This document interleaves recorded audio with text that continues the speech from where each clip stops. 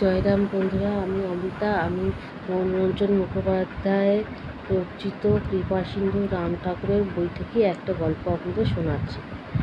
মনোরঞ্জন মুখোপাধ্যায়ের বড়দা সুরেশচন্দ্র মুখোটি একবার খুব কার্বঙ্কল হয়েছিল। তো তখন ঠাকুর তো মাঝে মাঝেই মনোরঞ্জন মুখোপাধ্যায়ের সাথে তার মেসে এসে দেখা করতেন ও থাকতেন। তখন মনোরঞ্জন মুখোপাধ্যায় ঠাকুরকে তার বড়দার এই কার্বঙ্কলে কষ্ট পাওয়ার কথাটা জানান। তখন ঠাকুর বলেন যে টাটকা গোবর এনে ওটাকে যদি গরম করে লাগানো হয় তাহলে কার্বঙ্কল সেরে যায়। তাই এরকম এরকম এই কথাটা word to word, line to line Manoranjan Mukhopadhyay নিজের দাদাকে চিঠিতে ময়মনসিংহে লিখে পাঠান।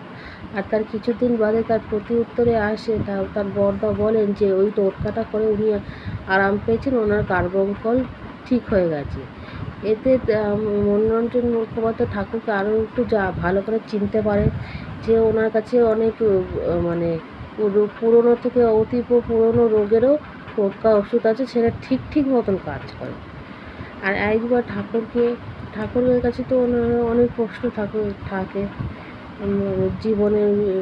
জীবনের সম্বন্ধে, তারপর ঠাকুরকে কীভাবে সেবা করা যায়, অনেক রকমের প্রশ্ন করতে করতে একদিন ঠাকুরের কাছে জিজ্ঞাসা করে ফেলে যে সূচি অসুচির এই কথাটা জিজ্ঞাসা করে ঠাকুরকে কীভাবে পুজো দেওয়া উচিত। বাড়িতে ধরুন কেউ মারা ঠারা গেলে তখন যে আমরা 13 দিনের যে শোকটা পালন করি, সেই টাইমে কি ঠাকুরকে পুজো দেওয়া যাবে? তখন ঠাকুর বলেছিলেন, কেন দেওয়া যাবে না।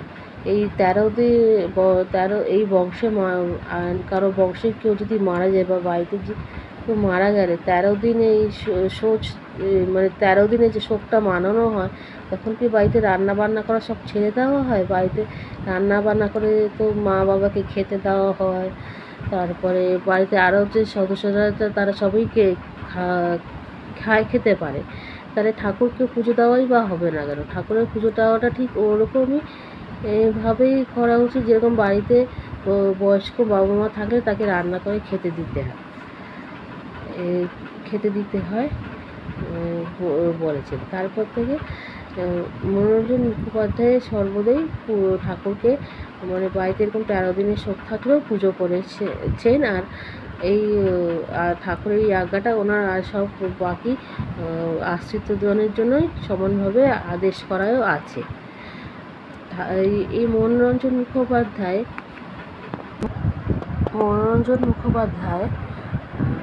সেন্ট্রাল টেলিগ্রাফ অফিসে কাজ করতেন। সেখানে টেস্টিং ডিপার্টমেন্টে মিস্টার কলিশাও বলে একজন কাজ করতেন। সেদিন এসে বহু বৎসর যাবৎ ওখানে কাজ করেছেন। কাজ করতে করতেই ওনার মৃত্যু হয়। তারপরে তাও আবার কি উনি নাইট শিফটে কাজ করতেন। তো মিস্টার কলিশাও নাইট শিফটে কাজ করতেন, সেটাও তাও আবার দীর্ঘদিন ধরে কাজ করতেন। উনি তখনও রিটায়ার করেননি। রিটায়ার করার আগে উনি কাজ করতে করতেই মারা গেছেন। তো যাই হোক, মারা গেছেন, তো ওনার জায়গায় তখন মিস্টার ডিসুজা নামে আরেকজনকে অ্যাপয়েন্ট করা হয়। উনিও রাত্রিবেলা আসতেন, নাইট ডিউটি। তো যখন উনি প্রথম এখানে আসলেন জয়েন করতে, তো উনি একটা ছায়ামূর্তি দেখতে পান। উনি তো খুব ভয় পান, কিন্তু ওই ভয়টা চেপে রেখে উনি ওনার কাজটা চালিয়ে যান। কিন্তু ওই ছায়ামূর্তিটি মিস্টার ডিসুজাকে কখনো কোনোভাবে হার্ম করেনি। তো এটা মিস্টার ডিসুজা মনোরঞ্জন মুখোপাধ্যায়ের কাছে গল্প করেছিলেন। মনোরঞ্জন মুখোপাধ্যায় তো শুনেছেন, গল্পটা শুনে ঠাকুরের কাছে এসে এই গল্পটা বলেন, আর এই গল্পটা কতটা সত্যি সেটা জিজ্ঞাসা করেন। তাতে ঠাকুর এই গল্পটা যে সত্যি, এই ঘটনাটা যে মিস্টার ডিসুজার সাথে ঘটেছে, সেটাতে উনি বলেন যে এটা সত্যি ওনার সাথে ঘটেছে।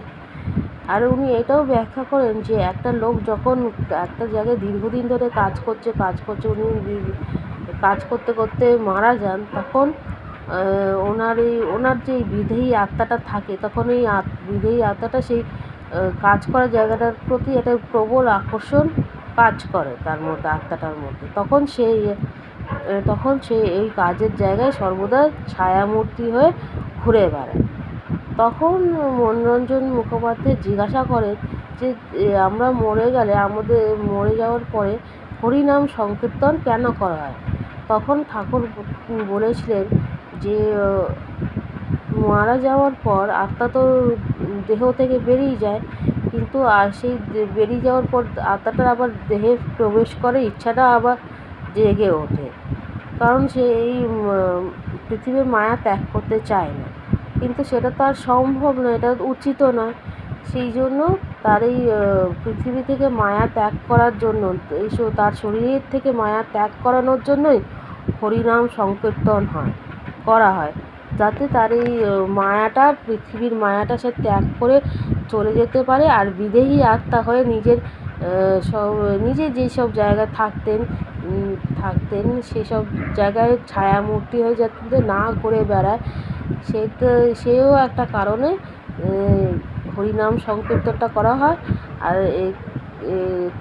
আর এতে আত্মার মুক্তিও হয়।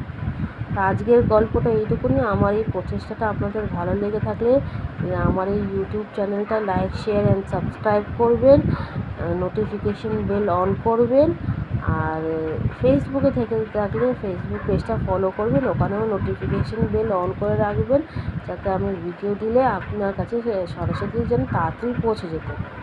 জয় রাম।